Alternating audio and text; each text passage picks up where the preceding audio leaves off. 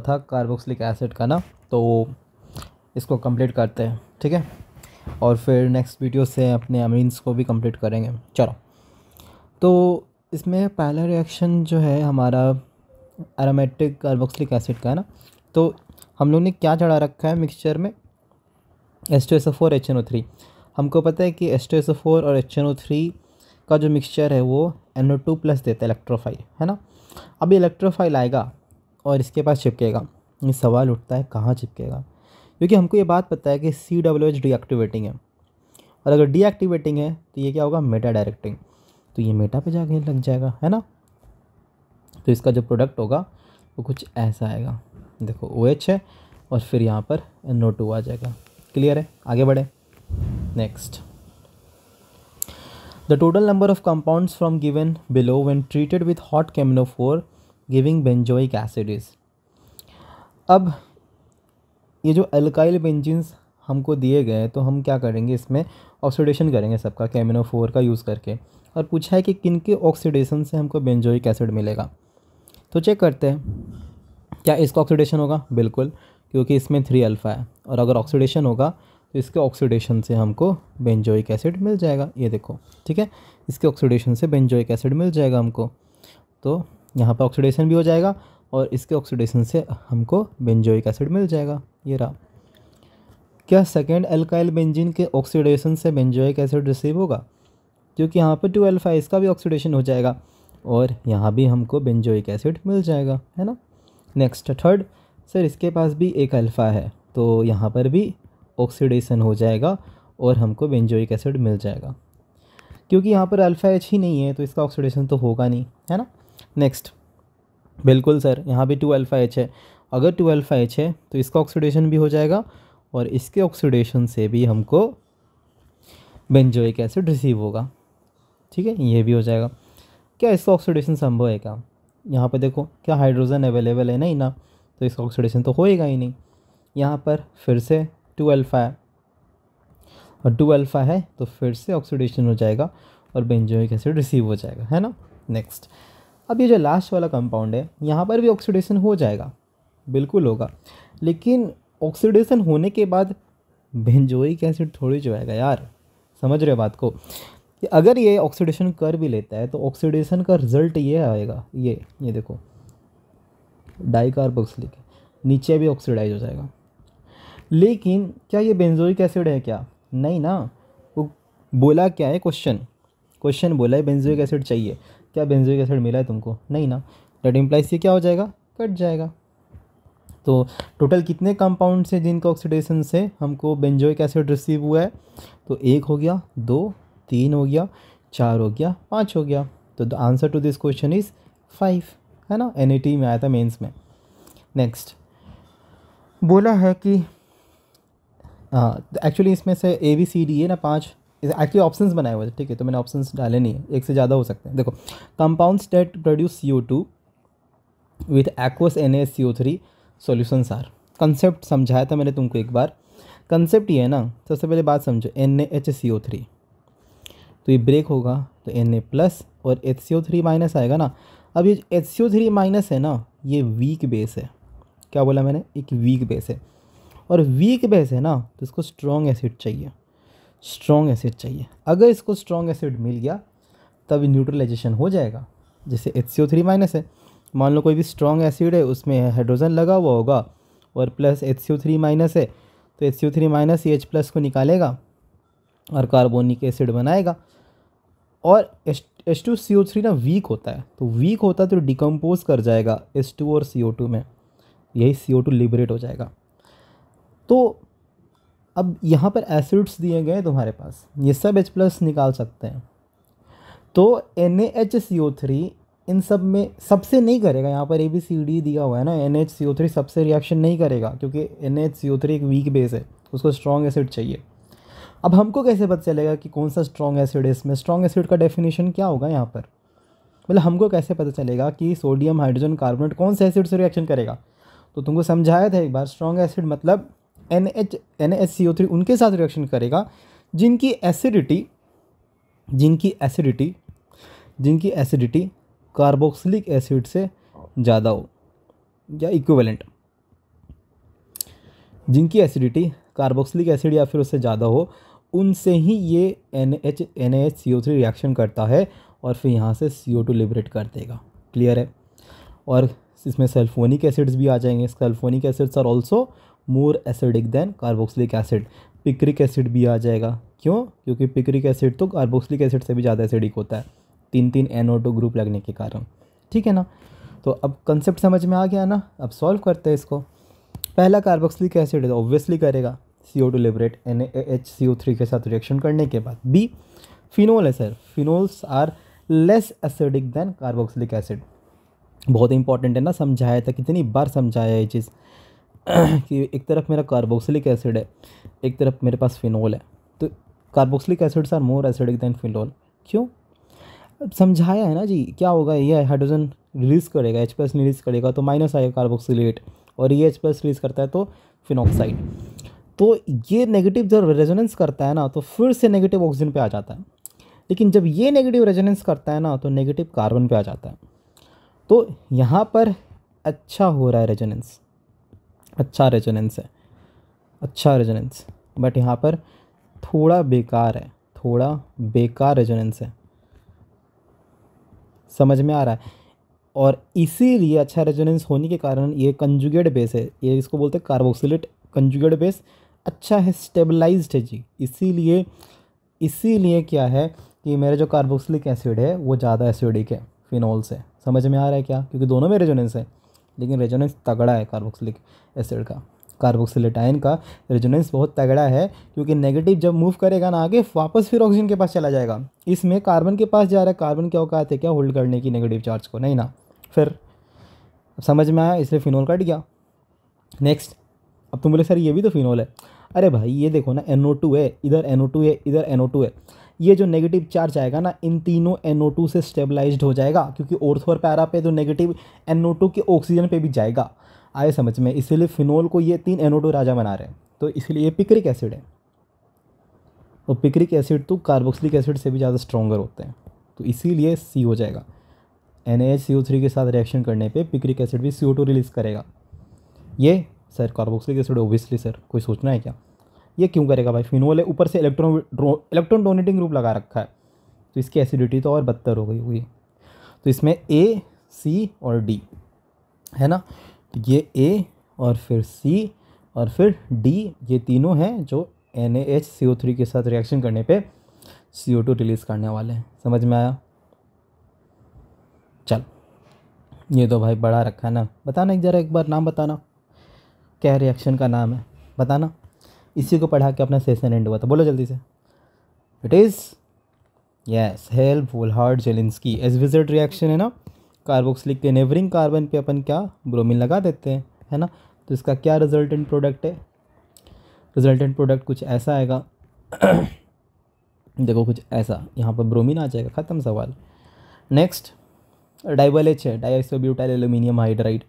Ester है, तो ester को ले जाएगा एल्डिहाइड में, तो यहाँ पर कुछ नहीं, हाइड्रोजन लगा दो, है ना। जिसका जो प्रोडक्ट आएगा कुछ ऐसा दिखेगा। उधर तो एल्डिहाइड पहले से है, और यहाँ पर देखो एल्डिहाइड आ गया ना, देखो ये रहा। क्लियर। नेक्स्ट, COOH है।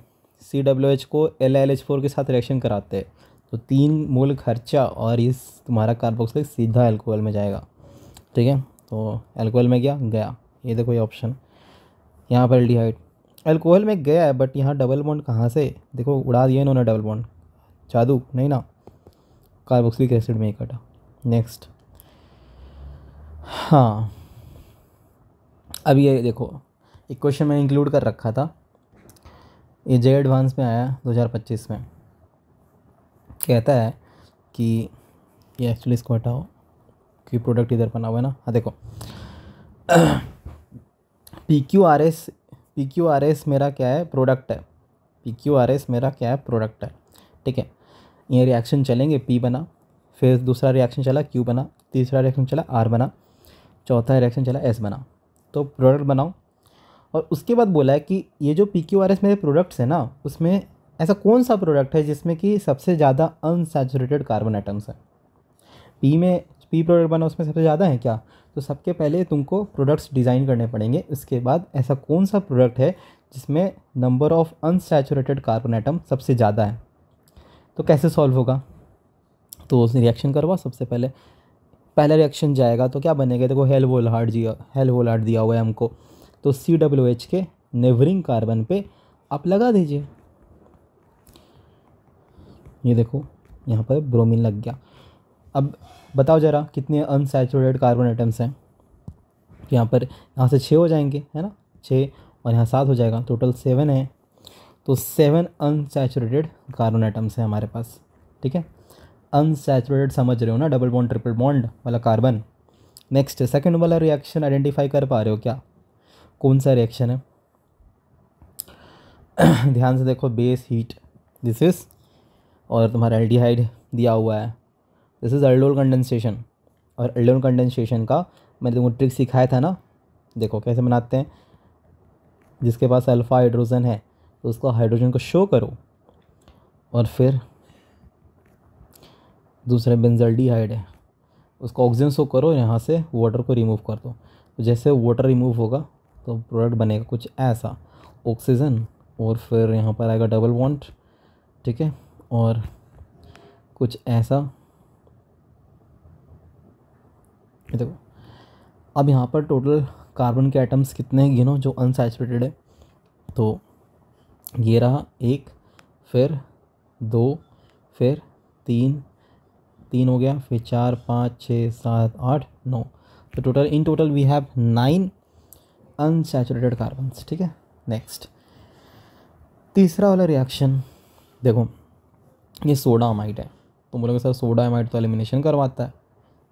ठीक है, तो यहाँ से NaNH2 में प्लस माइनस, यहाँ से NH2 माइनस निकलेगा। देखो NH2 माइनस है, अब सामने में तुम देख रहे हो कि इसके पास जाएगा। ठीक है, इसके पास जाएगा तो बोले कहाँ अटैक करेगा भाई? ना कोई इलेक्ट्रॉन विड्रॉइंग ग्रुप है, ना कोई लीविंग ग्रुप है, कहाँ अटैक करेगा? बात समझो जरा, कंसेप्ट है एक्चुअली GOC का। ये देखो CH3 C triple bond CH। ठीक है, एक कंसेप्ट समझा रहा हूँ, उसके बाद ये कराऊंगा। एक्चुअली क्या है ना कि ट्रिपल बॉन्ड C से जो हाइड्रोजन अटैच्ड होती है ना, क्या बोला? ट्रिपल बॉन्ड C से जो हाइड्रोजन अटैच होती है ना, ये एसिडिक होती है। क्यों सर? वो ऐसा इसीलिए क्योंकि इसका जो कंजुगेट बेस रेडी होता है ना, तो सर जब ये H+ छोड़ेगा तो कंजुगेट बेस बनेगा ना, तो बनाओ। ये देखो नेगेटिव।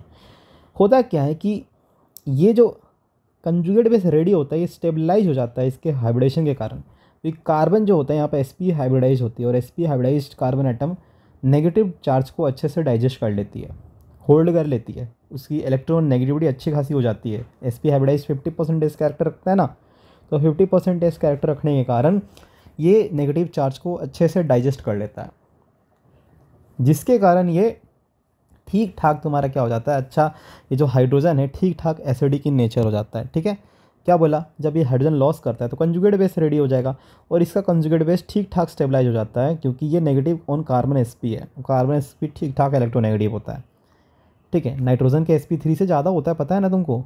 नाइट्रोजन के sp3 से कार्बन sp ज़्यादा इलेक्ट्रोनेगेटिव होता है, तो इसीलिए नेगेटिव चार्ज को अच्छे से डाइजेस्ट कर लेता है, और इसीलिए ये हाइड्रोजन एसिडिक इन नेचर होता है। तो सबसे पहला क्या करता है, NH2 minus as a base की तरह काम करता है, और बेस की तरह काम करेगा। अगर बेस की तरह काम करेगा, वेट, हाँ मिटा लेता हूँ मैं इसको, बेस की तरह काम करेगा तो सबसे पहले एसिडिक हाइड्रोजन निकालता है। ये देखो कुछ ऐसा, यहाँ मेरा फिनाइल है, यहाँ पर हाइड्रोजन है, तो सबसे पहले NH2 minus as a base काम करता है, क्योंकि वहाँ कोई लिविंग ग्रुप तो है नहीं। ठीक है, तो ये देखो ये निकाला, तो जैसे निकालेगा तो कुछ ये देखो नेगेटिव जनरेट हो जाता है। इसके बाद यहाँ पर एक इलेक्ट्रोफाइल दिया हुआ है।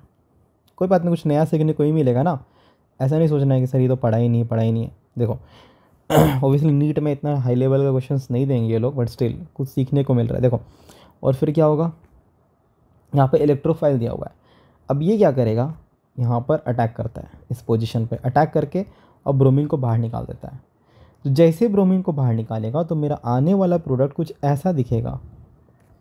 यहाँ पर ट्रिपल बॉन्ड है, ठीक है, और यहाँ पर एक बॉन्ड बना लो। वैसे तो ऐसा sp कार्बन है ना, तो इस तरीके से तो बनेगा नहीं, बट स्टिल स्पेस नहीं है ना, देखो कुछ ऐसा।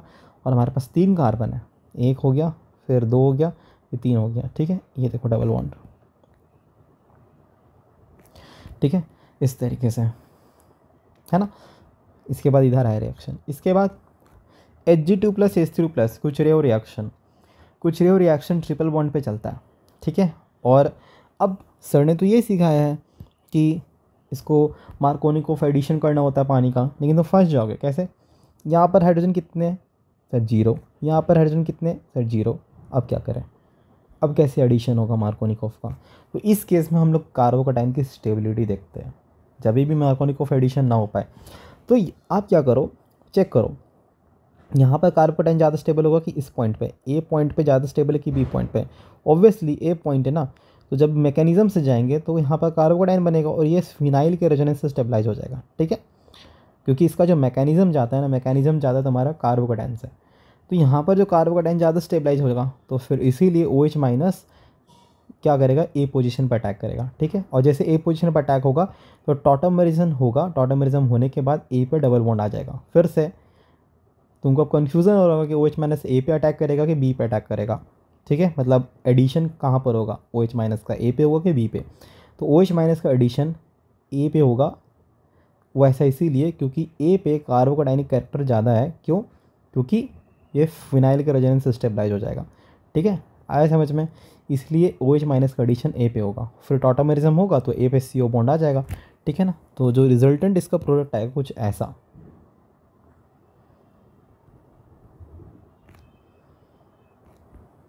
देखो ऐसा कुछ, ठीक है। नेक्स्ट, ये रहा प्रोडक्ट। अब इसके बाद कार्बन के नंबर्स कितने जो अनसैचुरेटेड है, तो काउंट करते हैं। तो 1 2 3 4 5 6 7 8 9। So again we have 9 carbon atoms so which are unsaturated in nature, ठीक है।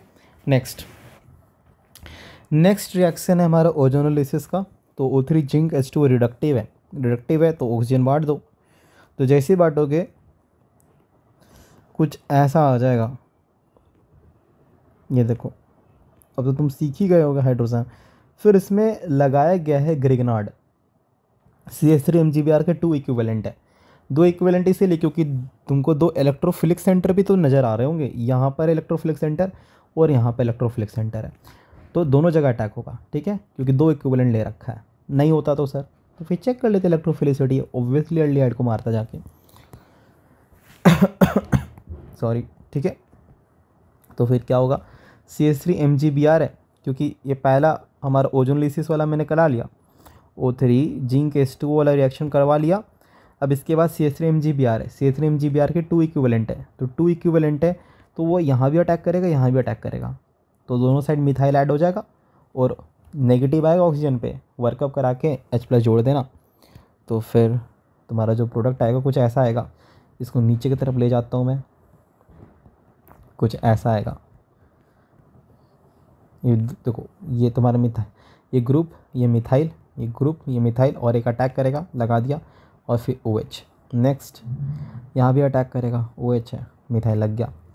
अब इसके पास H+ दिया हुआ हीट, तो H+ हीट कौन सा रिएक्शन है, कार्बोकैटायन जाएगा फिर एलिमिनेशन हो जाएगा हीट से, ठीक है। तो H+ कौन खाएगा, ये OH है ना, दोनों खाएंगे और फिर हीट से एलिमिनेशन हो जाएगा। तो फिर क्या होगा, सबसे पहले यहाँ पर कुछ ऐसा नेक्स्ट स्टेप में, क्योंकि इसके बाद क्या है, H+ हीट है, तो आपको क्या करना है, हाँ नेक्स्ट स्टेप में करते तो कोई बात नहीं। देखो नेक्स्ट है, आपको H+ दिया हुआ है, तो H+ है तो दोनों OH खाएंगे हीट। देखो ऑब्वियसली एडवांस का इसलिए टाइम लग रहा है, ठीक है, समझो ना, कुछ सीखो गई और क्या। देखो फिर क्या होगा, यहाँ भी कार्बोकैटायन बनेगा। नेक्स्ट है, तो क्या सर ये कार्बोकैटायन ऐसे ही रहेगा क्या, तो ऊपर वाला कार्बोकैटायन रीअरेंज कर लेगा। क्यों, क्योंकि ये जो कार्बोकैटायन है ना, किसकी बात कर रहा हूँ, इसकी, तो ये मूव करेगा, इस साइड आएगा। क्यों, वैसा इसीलिए क्योंकि इसको फिनाइल का रेजोनेंस मिलेगा, तो फिर ये मूव कर लेगा, मूव करके फिनाइल का रेजोनेंस लेने आ गया। देखो ये देखो इधर, और फिर यहाँ कार्बोकैटायन है। अब ये स्टेबलाइज्ड है तो एलिमिनेशन होगा, तो एलिमिनेशन क्योंकि हीट है ना, हीट दिया हुआ है, देखो कि न्यूक्लियोफाइल नहीं है, तो क्या होगा, एलिमिनेशन E1, कार्बोकेटाइन बनता था ना E1 में, तो फिर क्या होगा, ये देखो इस तरीके से एलिमिनेशन होगा और एलिमिनेशन होके ये प्रोडक्ट आ जाएगा तुम्हारा। ठीक है, तो फाइनल प्रोडक्ट है। अब इसमें कितने कार्बन से जो अनसैचुरेटेड इन नेचर है, तो 1 2 3 4 5 6 7 8 9 10, so we have in 10 unsaturated carbon items है। ठीक है, तो पहला में कितना था 7, दूसरा में 9, देखो पहला में 7 आया, फिर 9 आया, फिर 9 आया, फिर 10 आया। ठीक है, तो सबसे ज़्यादा किस में आ रहे हैं, चौथे मतलब एस वाले प्रोडक्ट में आ रहा ना, तो इसका आंसर क्या हो जाएगा हमारा, एस हो जाएगा। ठीक है, ठीक है, इट्स ओके, हम लोग कुछ सीख रहे हैं और क्या, इतना ताबड़तोड़ लेवल का क्वेश्चंस नहीं आएंगे नीट में, बट स्टिल अपन कुछ सीखेंगे ना, आगे बढ़े। चलो नेक्स्ट है, which are the following undergoes reaction with 50% sodium hydroxide solution to give corresponding alcohol and acid. Alcohol में भी जा रहा है, अल्कोहल में रिडक्शन हो रहा है, और एसिड में मतलब ऑक्सीडेशन हो रहा है, मतलब डिस्प्रोपोर्शनेशन, मतलब कैनिज़ेरो बेस दिया हुआ है। फिनोल कैनिज़ेरो करेगा नहीं, बेंजल्डिहाइड करता है। ठीक है, ये देखो क्यों करेगा सर, एल्डिहाइड है, इसमें अल्फा एच है।